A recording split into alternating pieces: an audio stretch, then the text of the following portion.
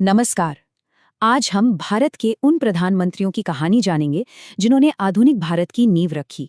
हम ये समझने की कोशिश करेंगे कि कैसे उनके बड़े फैसलों ने हमारे आज को और हमारे आने वाले कल को एक शक्ल दी है।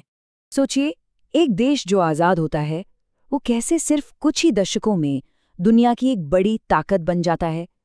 जवाब छिपा है उन नेताओं की सोच और उनके काम में। तो चलिए इस दिलचस्प सफर को शुरू से समझते हैं। चलिए कहानी की शुरुआत करते हैं आजादी के ठीक बाद के उन सालों से। ये वो दौर था जब सब कुछ, मेरा मतलब है सब कुछ, बिल्कुल नए सिरे से बनाना था। एक बहुत बड़ी चुनौती थी ये। इस दौर में भारत की कमान मुख्य रूप से 3 बड़े नेताओं के हाथ में रही और इन तीनों ने ही देश को अपनी अपनी तरह से एक रास्ता दिखाया। देखते हैं कैसे। जवाहरलाल नेहरू का एक बड़ा सपना था। वो भारत को एक आधुनिक, वैज्ञानिक और औद्योगिक देश के तौर पर देखना चाहते थे और लगभग 17 साल तक उन्होंने इसी सपने को हकीकत में बदलने के लिए काम किया। नेहरू ये जानते थे कि देश सिर्फ भाषणों से नहीं बल्कि मजबूत संस्थानों से बनता है। इसीलिए उन्होंने आईआईटीज, एम्स और इसरो जैसी संस्थाओं की नींव रखी। इन्हें आधुनिक भारत के मंदिर कहा गया क्योंकि यहीं से भारत के भविष्य के इंजीनियर, डॉक्टर और वैज्ञानिक निकलने वाले थे। नेहरू के बाद आए लाल बहादुर शास्त्री। उन्होंने एक नारा दिया जो आज भी गूंजता है, जय जवान जय किसान। ये सिर्फ एक नारा नहीं था बल्कि ये देश को एक संदेश था कि हमारी असली ताकत हमारे सिपाही और हमारे किसान हैं। फिर आई इंदिरा गांधी, भारत की पहली और एकमात्र महिला प्रधानमंत्री। उनके नेतृत्व में भारत ने 1971 का युद्ध जीता और एक नए देश बांग्लादेश का जन्म हुआ। इसी दौरान भारत ने अपना पहला परमाणु परीक्षण भी किया। लेकिन हाँ, उनके ही कार्यकाल में देश ने आपातकाल का वो विवादास्पद दौर भी देखा। तो अब हम आते हैं 1980s के दशक में। ये वो दौर था जब भारत में टेक्नोलॉजी और राजनीति दोनों ही एक नई करवट ले रहे थे।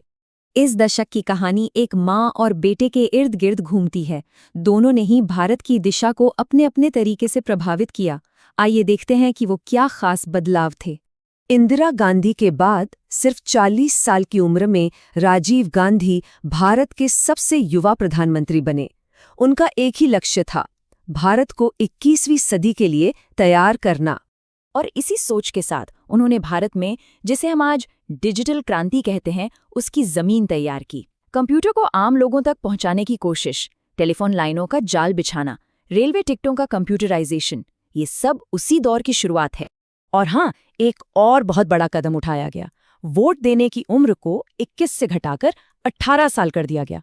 मतलब देश के करोड़ों नौजवानों को ये ताकत दी गई कि वो भी सरकार चुनने में अपनी भूमिका निभा सकें। अब हम पहुंचते हैं 90 के दशक में। ये भारत के लिए एक बहुत ही मुश्किलों भरा दौर था। देश एक बड़े आर्थिक संकट के मुहाने पर खड़ा था। लेकिन कहते हैं ना, हर चुनौती एक मौका लेकर आती है। और यहाँ से भारत की अर्थव्यवस्था की कहानी हमेशा के लिए बदल गई। इस दौर में 3 बड़े प्रधानमंत्रियों ने देश की आर्थिक नीतियों को एक नई शक्ल दी। ये वो समय था जब भारत ने दुनिया के लिए अपने दरवाजे खोल दिए। पीवी नरसिम्हा राव की सरकार ने उस वक्त के वित्त मंत्री डॉक्टर मनमोहन सिंह के साथ मिलकर उदारीकरण की नीति अपनाई।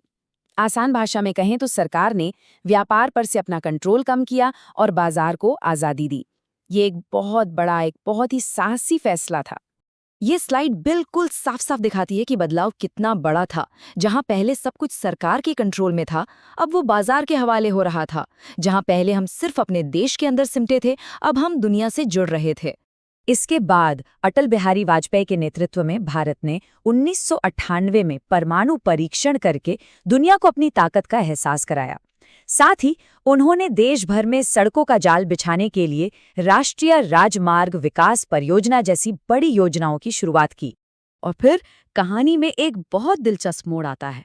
1991 के आर्थिक सुधारों के जो आर्किटेक्ट थे, यानी डॉक्टर मनमोहन सिंह, अब वो खुद देश के प्रधानमंत्री बने। उनके कार्यकाल में आम आदमी को सूचना का अधिकार यानी आरटीआई और नरेगा जैसे शक्तिशाली कानून मिले, जिसने उन्हें सरकार से सवाल पूछने और काम पाने का हक दिया। चलिए अब 21वीं सदी में चलते हैं। ये वो दौर है जहां बड़े बड़े राष्ट्रीय अभियानों के जरिए पूरे देश को एक साथ एक लक्ष्य के लिए जोड़ने की कोशिश की गई। 2014 के बाद सरकार का फोकस बड़े पैमाने पर राष्ट्रीय मिशनों पर रहा, जिनका मकसद विकास की योजनाओं को सीधे देश के हर नागरिक तक पहुंचाना था। इनमें से एक बड़ा मिशन था मेक इन इंडिया। इसका सीधा सा मतलब था भारत को दुनिया का एक बड़ा मैन्युफैक्चरिंग हब बनाना, यानी सामान बाहर से खरीदने की बजाय यहीं भारत में बनाया जाए। इसके अलावा स्वच्छ भारत मिशन, जन धन योजना, जिसके जरिए करोड़ों लोगों के बैंक खाते खोले गए, और डिजिटल इंडिया जैसे कई बड़े अभियान चलाए गए। इन सब का मकसद देश के आम नागरिक को विकास की मुख्य धारा से जोड़ना था। तो इस पूरे सफर को देखें तो एक बात साफ है, हर प्रधानमंत्री ने भारत की कहानी में एक नया पन्ना जोड़ा है। किसी ने नींव के पत्थर रखे, तो किसी ने उस पर एक मजबूत इमारत खड़ी की, और किसी ने उसे एक नई दिशा दी। तो सवाल ये उठता है कि जब हम भविष्य की ओर देखते हैं तो अतीत के ये फैसले हमारे लिए कितने मायने रखेंगे, और आने वाले समय में भारत को किन नए बदलावों की जरूरत होगी। ये इतिहास हमें सिर्फ ये नहीं बताता कि हम कहाँ से आए हैं, बल्कि ये सोचने पर भी मजबूर करता है कि हमें आगे कहाँ जाना है।